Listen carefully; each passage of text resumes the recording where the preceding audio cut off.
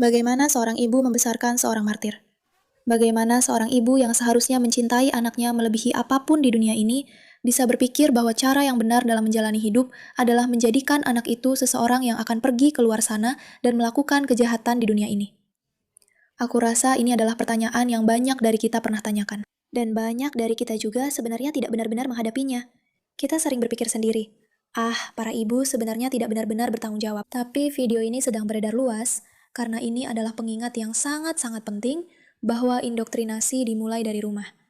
Apalagi akhir pekan ini adalah Hari Ibu. Saya rasa kita semua di luar sana menghargai seperti apa sosok ibu yang baik. Tapi seperti apa sosok ibu yang buruk? Dan apa artinya itu bagi masyarakat kita? Sekedar trigger warning. Video ini tidak terlalu mudah untuk ditonton.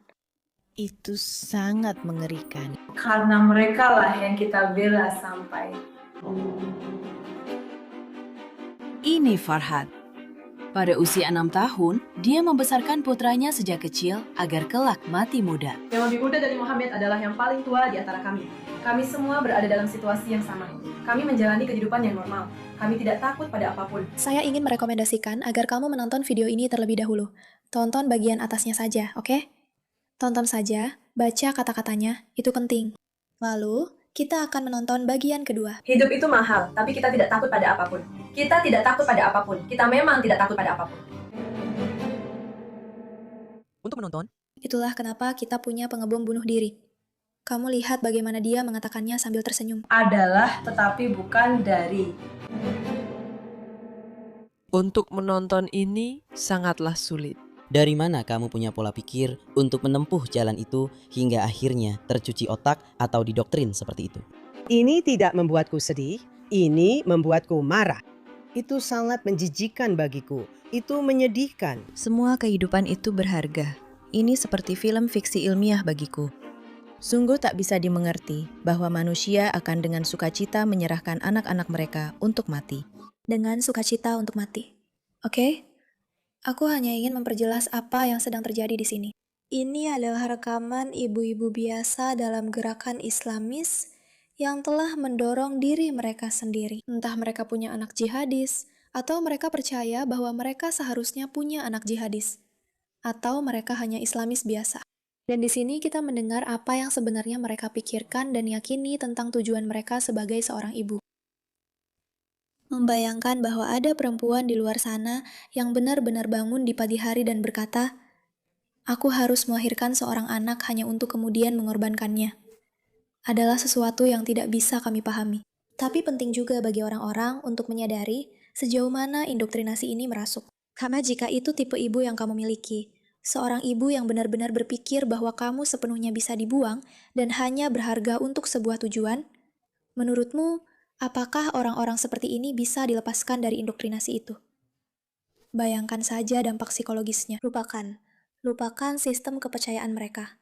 Bayangkan saja dampak psikologis dari seorang ibu yang seumur hidupmu mengatakan bahwa hal terbaik yang bisa kamu lakukan adalah bunuh diri. Ada berapa orang? 4, 55. Tidak ada anak-anak. Itu sudah cukup. Kami akan mengambil 4. Keempatnya sudah tiada.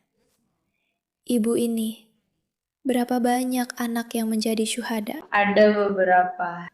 4. Dan saya bangga pada mereka. Saya bahkan tidak punya satupun anak laki-laki. Cuma dia. Itu saja. Kenapa kamu begitu sedih? Demi Tuhan. Anak-anakku dan semua yang dia katakan, semuanya masjid di jalan Allah. Aku sendiri, alhamdulillah. Apa? Alhamdulillah. Lillah. Kamu tahu, tidak setiap ibu seperti itu, tidak. Perempuan yang benar-benar rela berkorban, yang jujur telah mengorbankan semua yang dia miliki demi tanah airnya. Maksudku, mereka adalah buah hatinya. Bahkan dia berkorban demi mereka di jalan Allah. Demi Allah, aku bersumpah. Aku punya seorang putra yang baru berusia 1 tahun. Satu-satunya anak laki-laki yang aku besarkan untuk hidup, bukan untuk mati. Aku hanya memikirkan bagaimana mencintai dan melindunginya. Aku membawa putraku ke dunia ini agar dia bisa hidup selama mungkin, memberinya kehidupan yang terbaik, agar dia sukses, sehat, dan membawa lebih banyak kebaikan ke dunia ini. Aku rasa kita semua berpikir seperti ini. Namun lihatlah rekaman anak-anak ini. Syahidah pemberani yang benar-benar telah mengorbankan segalanya demi tanah airnya. Kamu sedang menyaksikan indoktrinasi. Ini adalah anak-anak kecil yang berbicara tentang bagaimana hal terbaik yang bisa dia lakukan adalah menjadi seorang Jihadis. di televisi ya.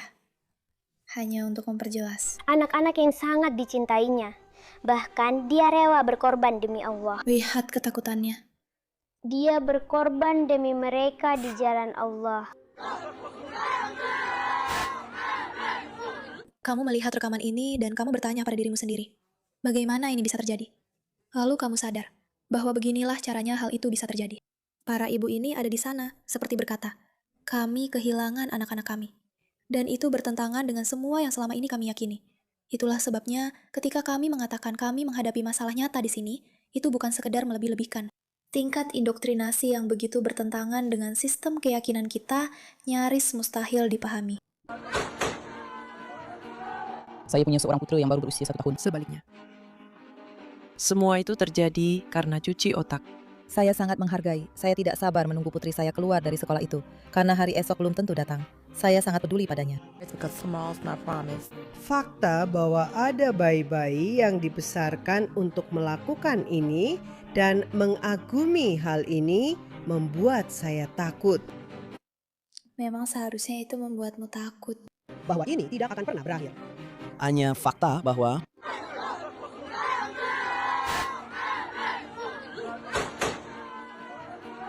Saya punya seorang putra berusia 1 tahun dan saya tidak membesarkannya untuk mati. Saya hanya memikirkan bagaimana mencintai dan melindunginya. Saya menghadirkan putra saya ke dunia ini agar dia bisa menjalani hidup selama mungkin. Untuk menjadi sukses, menjadi sehat, dan membawa lebih banyak kebaikan ke dunia ini.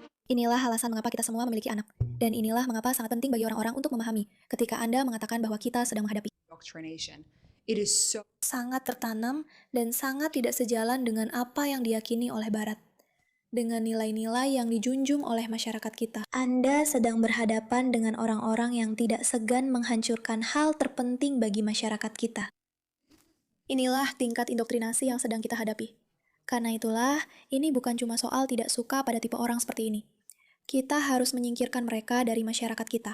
Sangat berbahaya memiliki pola pikir seperti ini di sekitar kita.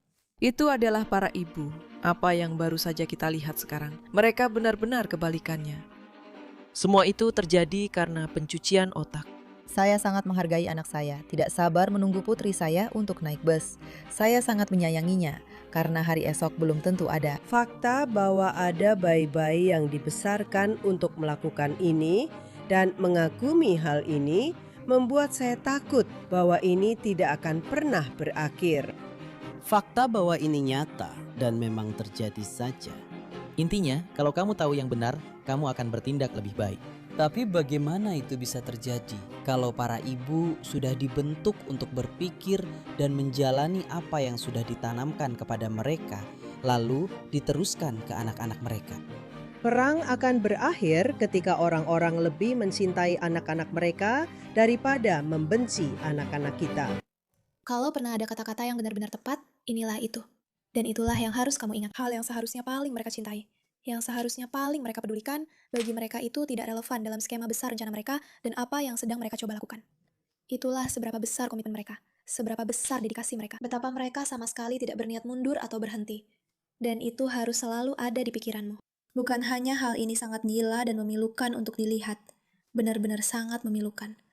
Tapi yang lebih penting lagi, ini adalah pengingat bagi kita betapa gilanya ancaman ini. Betapa dalamnya merasuk di semua tingkatan. Ini meresap ke segala hal.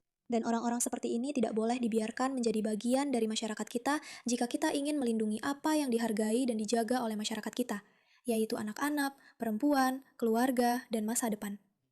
Terima kasih atas perhatian Anda terhadap masalah ini.